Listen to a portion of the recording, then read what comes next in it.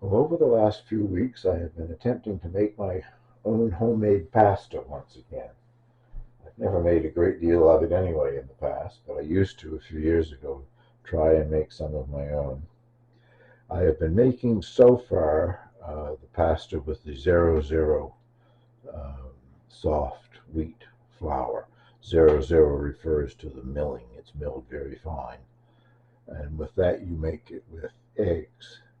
I'd also tried to make a video twice when I was doing it. I don't know what was wrong with my previous video camera, but I tried everything I could try, and I couldn't get it to record anything. Or it would say it was recording, and when I would download it on the computer, you couldn't play it back. So what its issue was, I don't know. It's gone, and I've bought another video camera, although it is just a cheap knockoff made in China type thing. Well, I say cheap.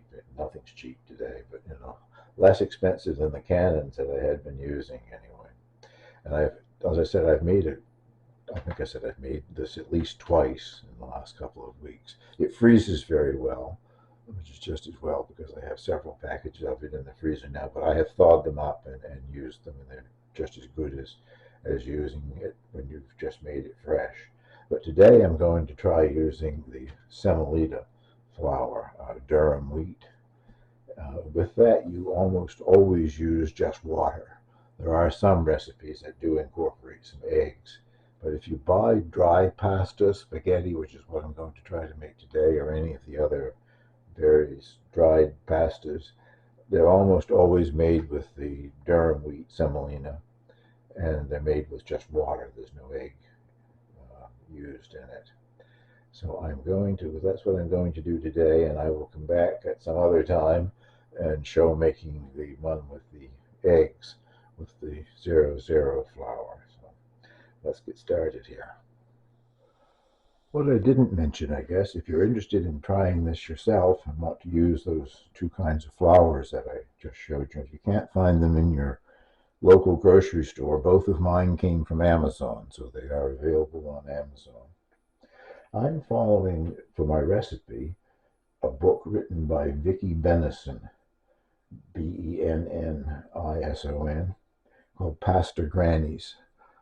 She's traveled all over Italy, interviewing Italian nonna grandmothers, and videoing them making their homemade pasta. She also has a YouTube channel called the same thing, Pasta Grannies. I don't really vary very much from her recipe, other than most of her recipes show how the Italian grandmothers are doing it by hand on a table with the mountain of flour and adding the eggs or the water to it and making it all by hand. She also says if you want to do it in a stand mixer, you can. That's all the encouragement that I needed. I'm doing mine in the stand mixer. For this pasta, made with water, the semolina flour and water, her recipes say 45 to 50 grams of water per 100 grams of flour.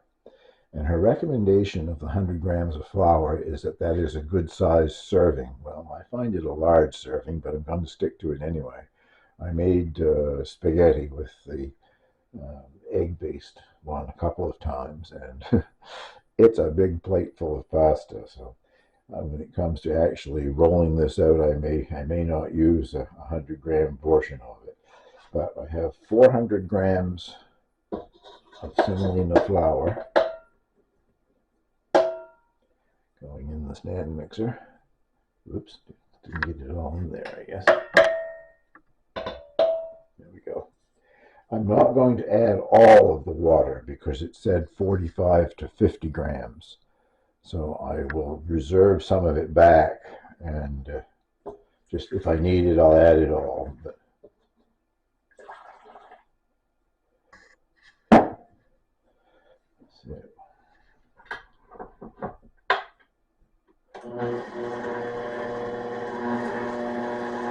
and I also do these larger batches in the stand mixer because the stand mixer works better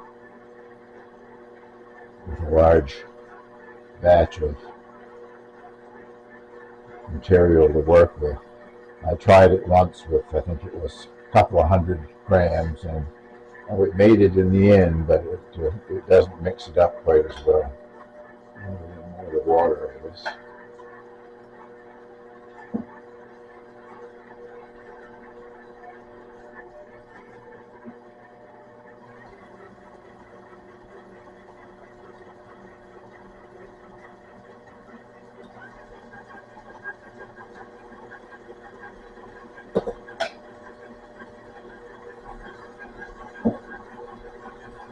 To scrape down the sides.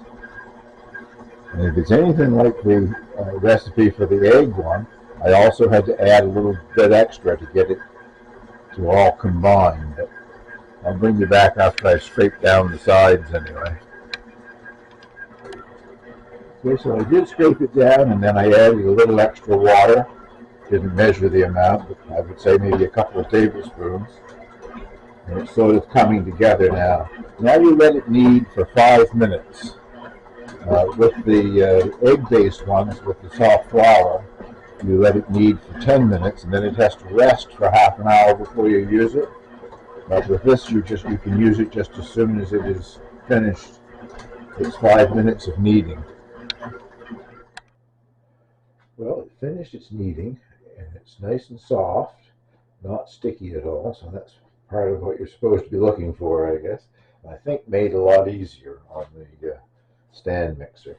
I just weighed it, and I'm going to divide it into roughly quarters. This half is bigger than the other half. Anyway,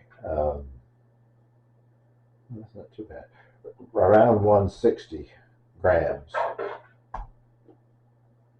That's close enough. Is a quarter of it, so I will divide the rest of it, weigh it, and put it in the freezer after I finish using it. But right now, I guess we can get started on rolling that piece out.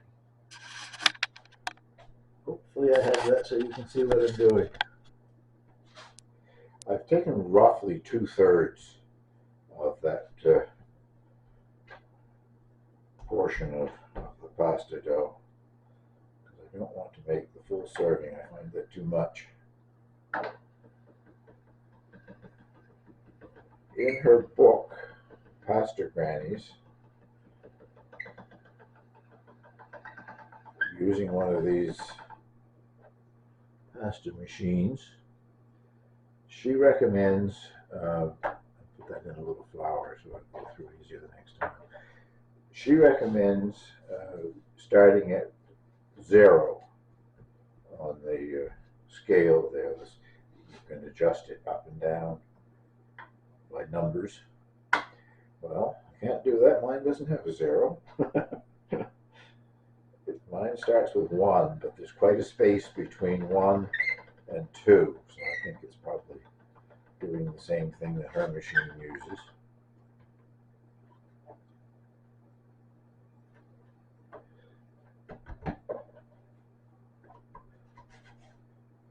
Just dusting the surface of it with a little flour, using the Semolina flour again, just so it won't stick.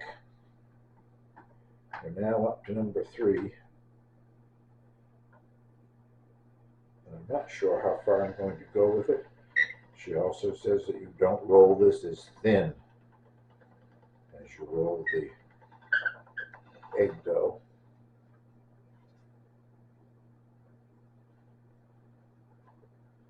So I usually roll the egg dough at least to 5. So this next one here is 4. Let me stop at 4, I guess. Let's see.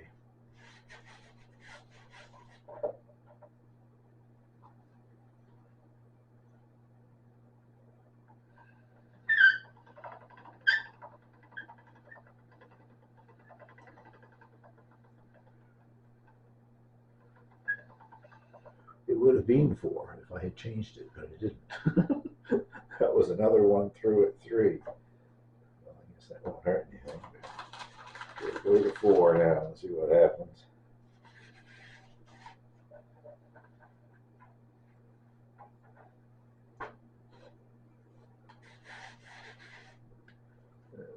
actually move it this time.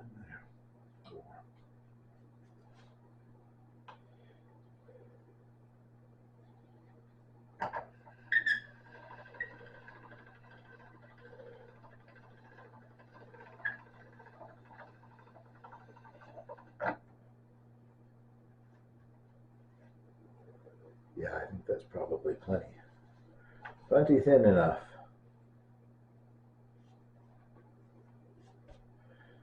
I'm going to also trim off the sort of pointed end there, but I'll bring you back in just a few minutes when I put it through the other end of the machine here and cut it into spaghetti. So hopefully once again I have that where you can see what I'm doing. I'll put a little flour semolina down there to start with. Move the crank over to the spaghetti setting here. Hopefully you can see what I mean by I cut off that tapered end, so it has two square ends now.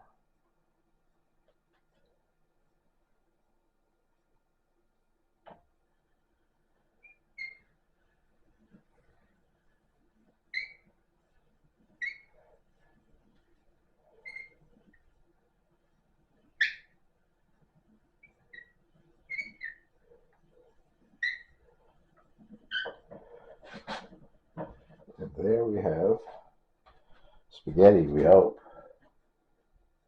To keep it from sticking together, you sort of mix it into some flour a bit, so you don't end up with one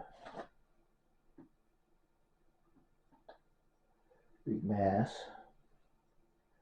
Now I'll get some water on boiling, and I'll also show you what I'm going to do for just a quick pasta sauce. Well, as I said, it is a very quick pasta sauce. Extra virgin olive oil. This pan is already heating. As you can hear all the noise, the other burner is going as well, heating up the boiled water, salty water.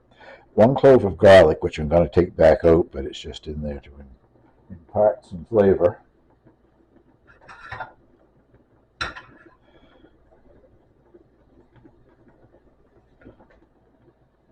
Sizzling away there, I guess, a bit.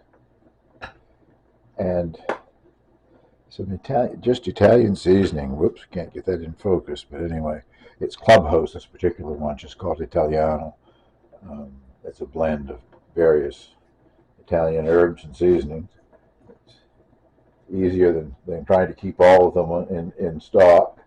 And I'll just put a teaspoonful in there. I don't knock over the oil here, we'll be doing good.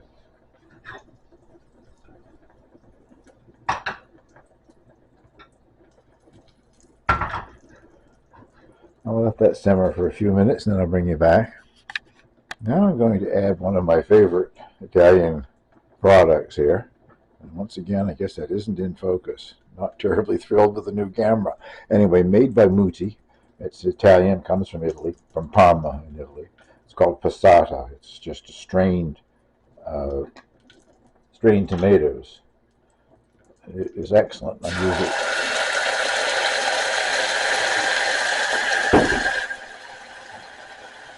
And that heat down. I will thin this out with some pasta water as soon as I have pasta water. That basically is it. I'll just leave that on the lowest setting. And hopefully remember to take that garlic clove out of there. Still waiting for the water to come to a boil. It's getting there quite near it. I'm going to grate some Parmesan. And this long, narrow piece of Parmesan gives me a chance to rant about my pet peeve with Costco and their Parmesan. This did not come from Costco. If you buy it from Costco, it's what I call, and what the Italians in Italy call, the cheap cut.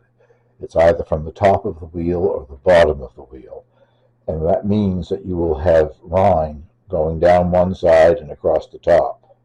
The center cuts only have rind on the top. So the rest of it is all usable cheese. In Italy, the cheaper cut sells for a little less money than this, but I just find it so annoying. The big chunks that Costco sells, when you get it home, about 25% of it is rind. Now, I don't throw the rind out. I save that and use it in soups, but nevertheless, you can't grate it to use it as cheese. So there's my pet peeve with Costco and their Parmesan. And this is Parmigiano Reggiano from Italy, which you can always tell by seeing that on the heel of it. You can't see too much on this one. It's such a long, narrow piece, but that's what proves that it is authentic from Italy, if it has that seal on it. I think we're about ready to put pasta in boiling water. Yeah, that's probably enough, I guess. The water is just coming to the boil.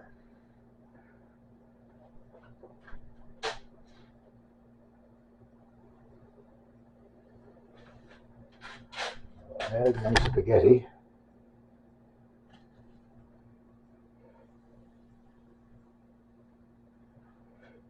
And once it returns to the boil, I just boil it for a couple of minutes.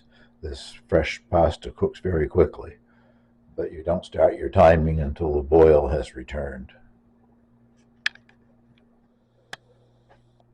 There is the finished product, I guess. Much more appreciative of this size serving.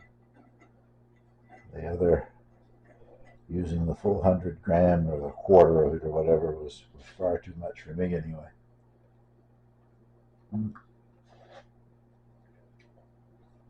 Not nice to brag about your own cooking, but that is very good. And almost done in the length of time that it's taken to make the video. I have paused the video on several occasions, but